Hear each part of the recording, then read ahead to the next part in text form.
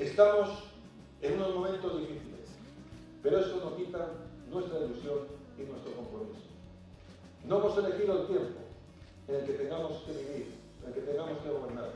pero lo que sí que hemos elegido desde hace tiempo es dedicarnos a trabajar por las personas, hacer que todo el mundo pueda sentir, apreciar que hay unas personas responsables,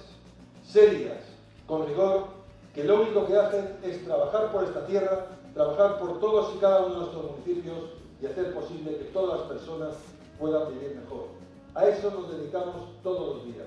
diciendo la verdad y reafirmando ese compromiso que no es otro que decir con la cabeza bien alta que soy del Partido Popular, soy político y quiero trabajar por las personas.